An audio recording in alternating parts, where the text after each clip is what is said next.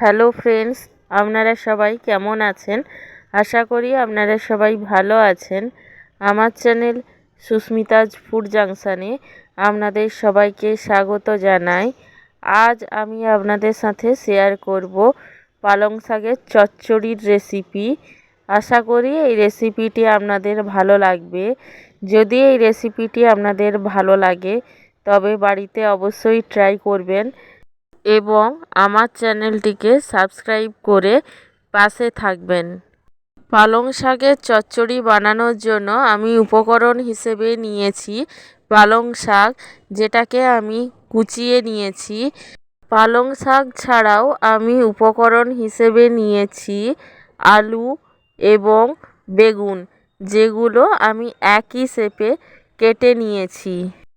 আর নিয়েছি আদা বাটা এবং রসুন বাটা। এছাড়াও আমি উপকরণ হিসেবে নিয়েছি একটি তেজপাতা, স্বাদ অনুযায়ী নুন, হলুদ গুঁড়ো, 5 ফোড়ন, সামান্য চিনি এবং 2টো শুকনো লঙ্কা। পালং শাকের চচ্চড়ি বানানোর জন্য আমি প্রথমে আলুটা কষিয়ে নেব। তার জন্য ওভেনে কড়াই বসিয়ে দেব। কড়াইয়ের মধ্যে দিয়ে দেব সাদা তেল। আপনারা চাইলে সর্ষের তেলেও রান্নাটি করতে পারেন। সাদা তেল গরম হলে আমি তেলের মধ্যে আগে থেকে কেটে রাখা আলুগুলো দিয়ে দেব। আলুগুলো দিয়ে দেওয়ার পর সামান্য নেড়েচেড়ে নেব। তারপর আমি এর মধ্যে দিয়ে দেব সামান্য নুন। নুনটা আমি আলুর পরিমাণের উপরে নির্ভর করেই দিচ্ছি। নুন দেওয়ার পর আমি আলুটাকে ভালোভাবে নেড়েচেড়ে নেব। আলুটা যখন লাল লাল হয়ে যাবে তখন আমি একটি পাত্রে আলুটাকে তুলে নেব। তারপর ওই একই কড়াইতে আমি দিয়ে দেব শুকনো লঙ্কা এবং তেজপাতা। শুকনো লঙ্কা তেজপাতা দিয়ে সামান্য নেড়েচেড়ে নেওয়ার পর আমি এর মধ্যে দিয়ে দেব 5 ফোড়ন। 5 ফোড়নটা যখন ভাজা হয়ে যাবে তখন একটা খুব সুন্দর স্মেল বের হতে থাকবে। সেই সময় আমি এর মধ্যে দিয়ে দেব রসুন বাটা। রসুন বাটা দেওয়ার পর সামান্য নেড়েচেড়ে নেব। তারপর এর মধ্যে দিয়ে দেব আদা বাটা। আদা বাটা দেওয়ার পর আমি ভালোভাবে মশলাটাকে কষিয়ে নেব। তারপর এর মধ্যে দিয়ে দেব আগে থেকে ভেজে রাখা আলুগুলো। আলুগুলো দিয়ে ভালোভাবে নেড়েচেড়ে নেওয়ার পর আমি এর মধ্যে দিয়ে দেব আগে থেকে কেটে রাখা বেগুনগুলো। বেগুনগুলো দেওয়ার পর আমি ভালোভাবে নেড়েচেড়ে নেব। তারপর এর মধ্যে আমি দিয়ে দেব স্বাদ অনুযায়ী নুন। নুন দেওয়ার পর আমি ভালোভাবে বেগুনটাকে কষিয়ে নেব।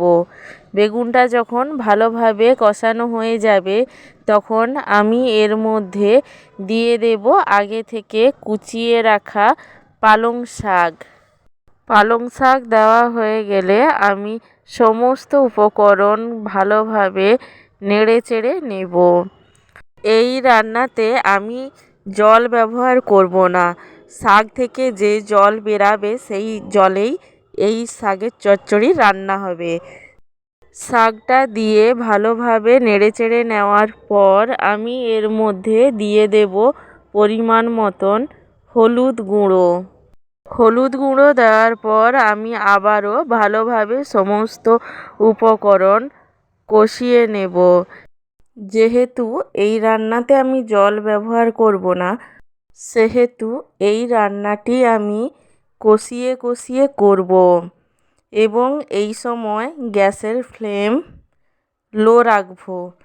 যখন রান্নাটা প্রায় হয়ে আসবে তখন আমি কড়াইতে একটা থালা ঢাকা দিয়ে দেব 2-3 মিনিটের জন্য, যাতে করে শাক, আলু, বেগুন ভালোভাবে সেদ্ধ হয়ে যায়। 2-3 মিনিট পরে ঢাকনাটা সরিয়ে নেব। তারপর এতে আমি কিছুটা চিনি ছড়িয়ে দেব। চিনি ছড়িয়ে দিয়ে সামান্য নেড়েচেড়ে নিলেই আমার পালং শাকের চচ্চড়ি কমপ্লিট হয়ে যাবে। আমি পালং শাকের চচ্চড়িটা নামিয়ে নেব এবং গরম গরম ভাতের সাথে পরিবেশন করব গরম গরম পালং শাকের চচ্চড়ি। আপনারাও এইভাবে একবার ট্রাই করুন, দেখবেন খেতে খুব ভালো লাগবে।